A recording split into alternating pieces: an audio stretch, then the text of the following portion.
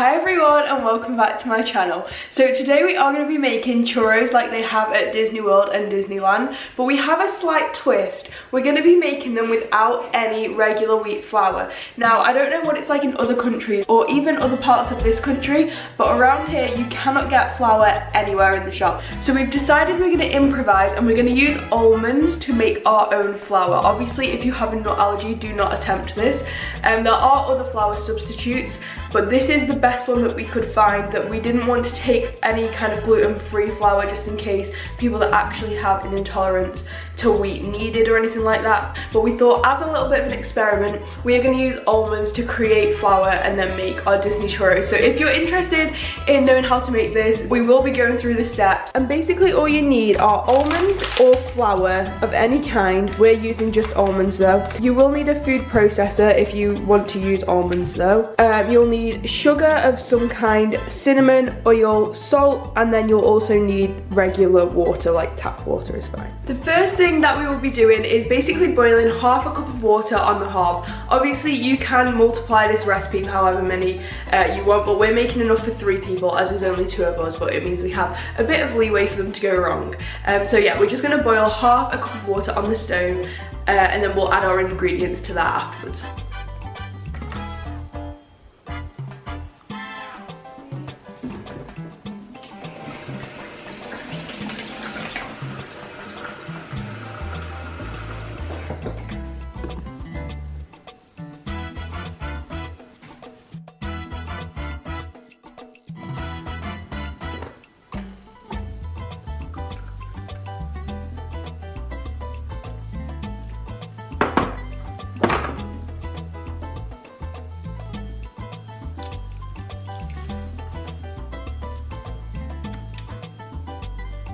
Once the water is on the stove and boiling, we are going to start to make our almond flour. Obviously, if you have regular flour, you can just skip this step out completely. But basically, we're just going to put it in a food processor and blend it all up until it's a flour-like consistency. And we're going to use a cup of flour.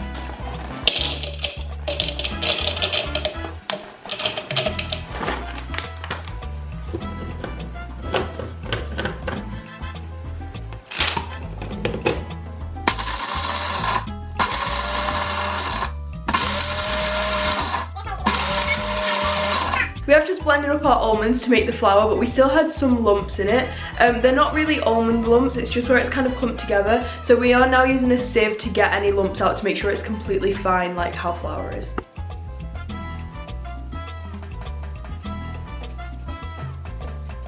We now have our cup of almond flour. Again, you can use any kind of flour, and our water is boiling. So me being the chef I am, I basically put the water on too early because apparently, according to science, water evaporates really fast if you put it on a high heat. And now we have no water left. So definitely make your almond flour and then do the water thing after. Show them it. This is how much water is left out of the cup. And now Siri thinks I'm talking to her. And once your water is boiling, you want to add in 1/4 teaspoon of salt and 1 and a bit teaspoons of sugar. The recipe that serves 6 is 2 1/2, so you want like 1 1/4, but who's doing that? So just guess.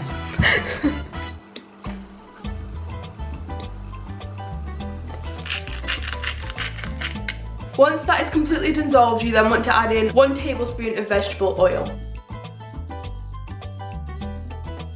Once your oil, salt and sugar are all dissolved and mixed into the water, you then want to remove it from the heat and add in the flour. And then basically you just want to stir that up until it forms like a churro dough, paste, mixture, whatever you want to call it, until it looks like that.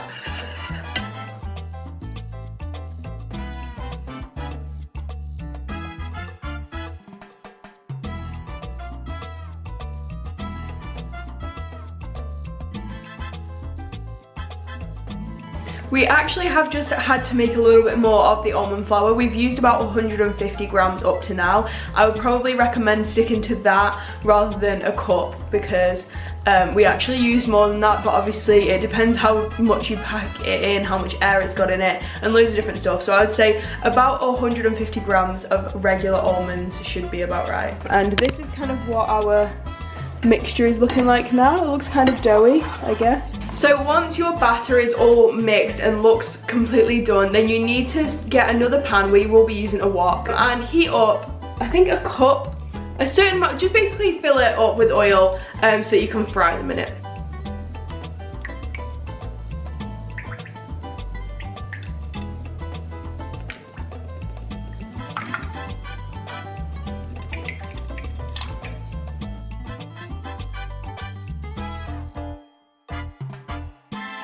And whilst your oil is heating up, you want to grab a piping bag or an icing bag, whatever you want to call it, and you're going to basically load up your batter in there. I would recommend what we're going to do is we're going to test it out. We're going to put some batter in and squeeze it back into the pan that it was originally made in, just to see what the texture and the consistency is like, and see basically how it will come out of the piping bag. If it's too runny, we can add more flour or we can add more water or oil if we need to. And then we're going to do a small test droplet into the pan to see what happens, to check that it's up to temperature, and then we'll start piping in our churros into the pan of oil. They're very skinny, but a pretty good texture. So we're just doing a little test run on this little tiny bit to see what happens. Obviously our oil is not quite to temperature, that's why it's not doing anything, so we're gonna have to wait a bit longer. But basically while we're doing that, we're now preparing what we're gonna do as we take the churros out of the oil. So we're gonna get a massive plate with kitchen roll on it. We're gonna use a slotted spoon to get them out, and we're just gonna lay them on there so that they can get the excess oil off. And then after we've done that, we will be making our sugar and cinnamon thing to dip them in. Our oil is now up to temperature and we're gonna start and make the churros.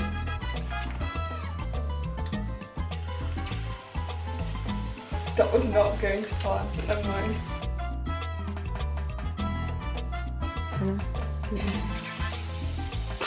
It's hard, isn't it? Go over it.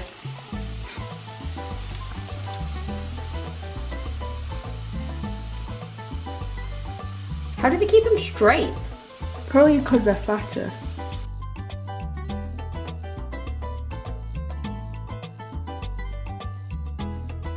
Another 2 millimeters. It's chicken! We made fried chicken! Look at us! We're chefs! Right. So we're now attempt one without the piping tip, because obviously as you can see these ones are super thin. So we're going to try a thicker one to see if we can get it. Obviously it's not going to have the lines down it like a regular churro, but it might be more of a similar size, and we're just going to see what happens.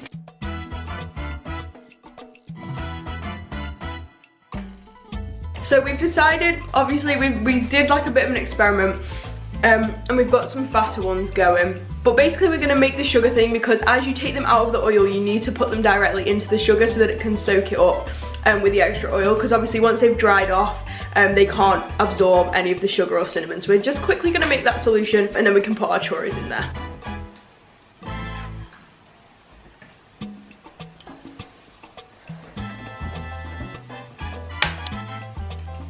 Oh, that's probably quite a lot of cinnamon. Oh well.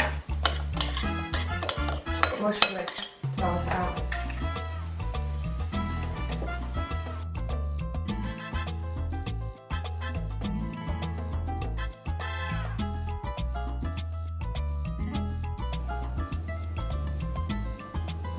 And there we go, we have our churros. So we made one, well, I personally made one quite big one, and then a few really small ones, and we did make a few. Obviously this hasn't turned out quite as well as if we had usual flour, but I think it looks pretty cute. So this is one of them, and then I have like a little cone with some in, which honestly I think is super cute. How do I get a good, here we go. This is the cone I made with a few in, and it looks really cute. They're just little mini ones. Obviously you could also make some kind of chocolate sauce or anything to dip them in for a bit of extra flavor. Our thing about the almond flour is it does make them taste very almondy, so if you like almonds, that is good. If not, probably not the best, but it's definitely better than nothing at all. I hope you guys enjoyed this video. Sorry if it was a little bit all over the place. Make sure to subscribe to my channel for new videos every Thursday, and I will see you next week with a brand new one. Bye!